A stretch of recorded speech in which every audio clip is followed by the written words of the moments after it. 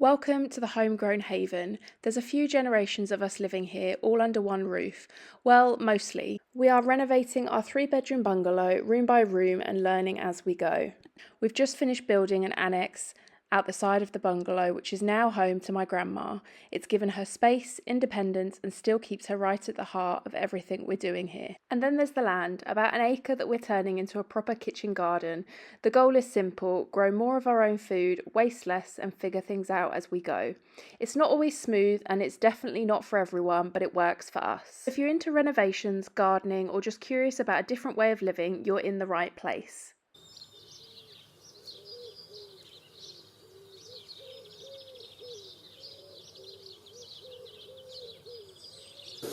Well, hello and welcome back to another week at the Homegrown Haven. Funny old weather. I mean, that's April, isn't it? Sunshine, showers, sleet, frost, sunny days. It's all there, usually in the same day. But it's proceeding reasonably well here. A few setbacks. I shall talk about one of them in a second. But today, I'm going to concentrate on the home lodge.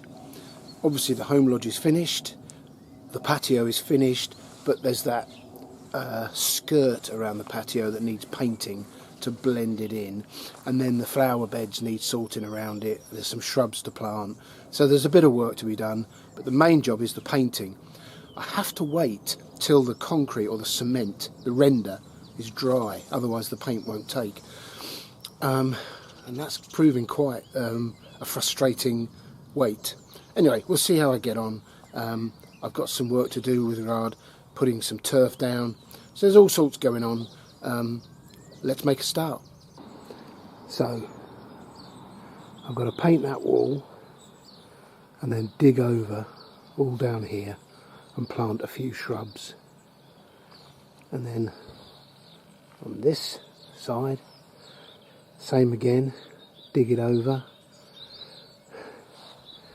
There's been quite a bit of cement and sand in this part of what was the lawn, so I might have to scrape some of the top off, put some topsoil down, give the turf something to grow into.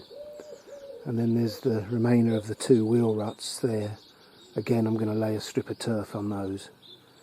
Instant remedy. So this is my job over the next couple of days. Let's see how we get on.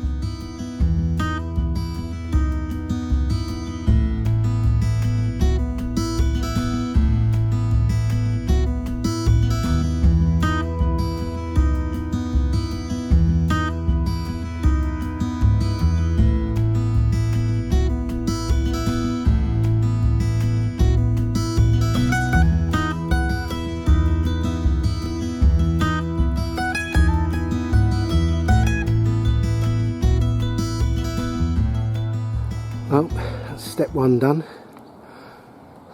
and I've gone around the corner, and I've got to wait 3 to 4 hours before I apply a second coat, so I shall give it 4 hours. I've got plenty to do, and it looks a bit bright, but then so did the home lodge when it first went in, and then when we put the roof on and the gutter in and the drains around the edge, and it all calmed down a bit, and now it looks perfectly normal to us. So I'm hoping that edging there does the same, and of course it's going to be covered by shrubs in due course, so I'm not too concerned. But that was the closest match I could get for masonry paint. I have a situation this year that I've not come across before, not in this on the scale of what I've got this year, and that is things not moving. Let me give you an example. These are leeks, multi-sown, called elephant. I've not grown elephant before, but you would think with the name elephant they'd be quite substantial plants. These were sown on the 4th of January. It's the 14th of April today, so these, in fact that's not even that. I've just recognised that as grass. The biggest thing growing in here isn't even a leek. It's it's, I don't know. Anyway, yeah, so these have been growing for over 3 months, and they're I'm going to say 2 inches tall. Now, that may be that I've just picked a duff packet of seed. It may be the variety Elephant puts on a late spurt. My suspicion is it's this naff peat-free compost that I'm having rants about. That's my suspicion. The stuff's useless, in my opinion. And I've tried various different makes, brands, and I haven't found anything yet that compares in any way with peat. We all know that they're trying their best. I appreciate that, but and I may be wrong, but those are 3.5 months old, and they haven't moved in at least the last month or two. They're going out today. I'm fed up looking at them in the greenhouse. But we've done that. Carl planted some multi-sown onions, and they virtually disappeared. They were no bigger than this, and they've just virtually disappeared on the ground. Whether it's a unique problem to alliums, if anyone's experiencing the same, please let me know. And thank you to all those who gave recommendations for composts. I have bought some Jack's Magic, and then funnily enough, I watched a chap on YouTube talking about Jack's Magic, saying this is the worst compost I've ever bought. It's all a very subjective topic, but if I could buy peat, I would. Yeah, so these are going out today, and we'll see what happens. This is one of my stored compost heaps.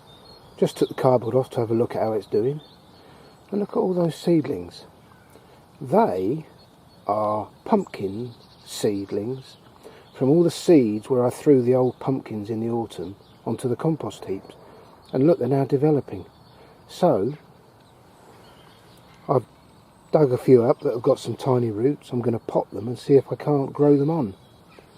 Every cloud has a silver lining, as they say. I'm going to cover these up and hope to suppress them. Yeah, interesting. Right, well, that's 7 pumpkin seedlings potted up, being watered from below. Obviously they look a bit leggy and anemic now. They've not had the best start in life. But you shouldn't look a gift horse in the mouth, and I avoid cliches like the plague. But I think they're going to develop quite nicely. I mean, also I've got seedlings that I've sown in my own pots in the conventional manner, but they haven't come up yet. So there's the answer to germinating pumpkin seeds. Chuck them in a compost heap and forget about them. Nature always finds a way. Well, every year I try and push my luck by planting things out way too early. And this year, as with most years, it's come back to bite me in the bum. I came out this morning, and as I always do, I have a walk around the garden, have a look at how everything's doing, and one of my courgettes was missing. Something has bitten it off, and it was about 10 yards away from where it was planted. So they'd bitten it off, walked across the garden with it and dropped it, and thought, that'll teach him. Oh well, back to the drawing board. Right, this is a 1-year-old maiden cherry tree called Stella. And because it's only a year old, it's just a stick, it's a straight line, and I want it to develop into a conventional tree form. So what I need to do in year 1, I should have done it a bit earlier, but I'm going to do it now, is chop it off. Just cut the length down by about 1/3 is the conventional wisdom, and then it will generate and encourage lateral growth out into a tree form. So that's what I'm going to do now. Again, a bit of a brutal move.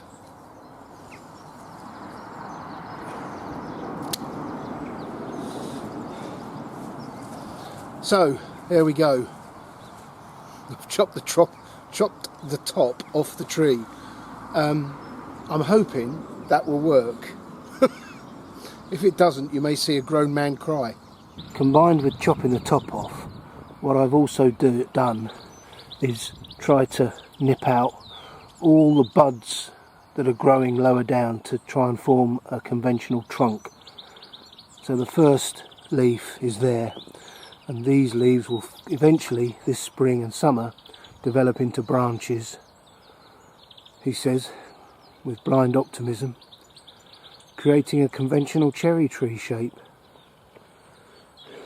Either that or it's back to the drawing board. This is one of the more advanced step-overs, and we have blossom. Really pleased about that.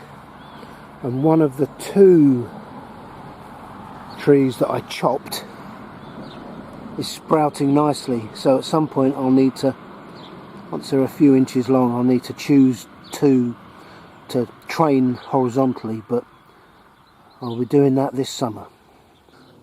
This apple tree, which was obviously here when we moved in last year, we ate a lot of apples off this.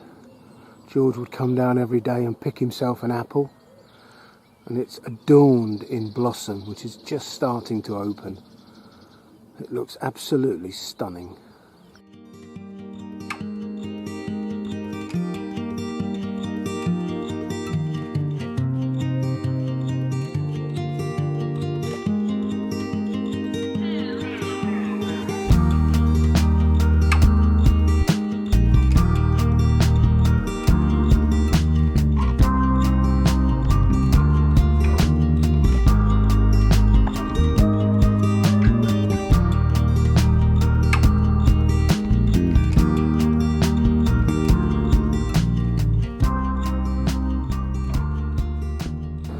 Well, this is the one and only carrot bed that's been sown, and every day I come and stare at it, look a right plonker doing it, but we do have some carrots. Now, it's not as many seedlings as I'd like, but I'm hoping these are just the forerunners to some very full carrot rows. I am ever hopeful, but at least we've got some carrots. The long bed planted with Charlotte seed potatoes. I can see lots of weeds, but can I see anything else? Yes, I can. Some of them are starting to show their heads. Good news. These tulips have been fantastic. Lasted a very long time, but they're just about done now and the petals are dropping. But a very happy coincidence is that these bluebells that have come up are different shades of pink and white. It's almost as if it was designed, but it wasn't. But they are stunning nevertheless. I have a bit of a confession to make to my fellow gardeners. I've committed the greatest sin of all in spring. I bought a plant. It's cheating. I'm joking. Of course it's not cheating. Actually, in some cases it makes a lot of sense. We're growing tumbling tom tomatoes to put in baskets that cascade down, hopefully. I'm growing in the greenhouse Shirley and Moneymaker, I think. And then outside, Crimson Plum. Crimson Plum is a superb blight-resistant tomato for sauces and soups, I'm told. I love eating them, but the rest of the family cook them. But I also like these large this is called Super Steak, and I saw it in a garden centre, and I just thought I'll buy one and we'll see how we get on with it. Obviously, it's a beefsteak tomato. I love them in sandwiches, so I treated myself. So with all this messing about, I mean, if I can show you, there, I bought that, I can't remember, I don't know what it was, a pound or £2, well, I don't know. And this is one I've sown. The effort that you have to put when you don't have a heated greenhouse or, one of these electric propagators with lights. The sheer effort to get to that when you walk in a shop and that's on the shelf. So I thought I'd bare my soul this morning. I'm going to plant this up in the next week or so. We are still getting cold temperatures at night. I said in a previous episode, now that the night times are warming up. Well, of course, I should have known better. Of course they're not. They might do for a couple of days, but last night the buckets were back on the dahlias, which is working great. But we're not out of the woods yet. But yes, I have committed a sin. Please forgive me. And in the greenhouse at the moment, it's a seedling and plant factory. Iron Man broccoli, Shirley tomatoes. That is apparently a celery, but again I don't recognise it as such. Then we've got some geraniums that we bought as tiny little plants. Cosmos that I sowed myself. Petunias, again they were very small plants. And then here are the peppers that Carl sowed. The crimson plum, the tumbling tom, and more crimson plum. I'm trying to sow some runner beans. That is Romanesco cauliflower. I grow those every year and I love them. In here, more petunias. I've got a few Brussels sprouts there. Some all year round cauliflowers. More brassicas. More repeat sowings of radish and broccoli, dahlias, garlic, lettuce, radish, spring onions. It's all go. We've just planted. What I do with basil, I don't bother sowing while I'm in a confessional mood. I don't bother sowing basil. Too much of a faff for me. Cheryl buys it in pots in the supermarket and I divide it up and plant it out ready for the tomato season. And then more radish, the tomato that I pointed out, those pumpkins that I got out the compost heap, some New Zealand spinach, some cleome flowers, some onions that don't move, and then more lettuce ready to go in. So it really is an absolute throng of activity. And although it's a bit dilapidated, we inherited this greenhouse and I am immensely grateful. It's a real asset in the garden. Well, Mum's got her first visitor to the home lodge today. One of her granddaughters is coming to visit with her family, which is lovely. She's doing a bit of a lunch for them. And I'm providing the radish. I'm rather proud of that. Right, let's go and deliver them. Huh? Yes, George? What is It's got that. Oh, it's got it. You know where Grandad keeps the biscuits, don't you? Oh, it's Daddy and a biscuit. Yeah. Oh, it's Daddy. What do you say? Daddy. No, not Daddy. Daddy. No. Daddy George. No, not George. Not Daddy. Daddy got it. There we are. Right. A biscuit for George. And away from the garden, in the kitchen, on this one usable windowsill that George can't reach, finally getting some germination in a more conventional way.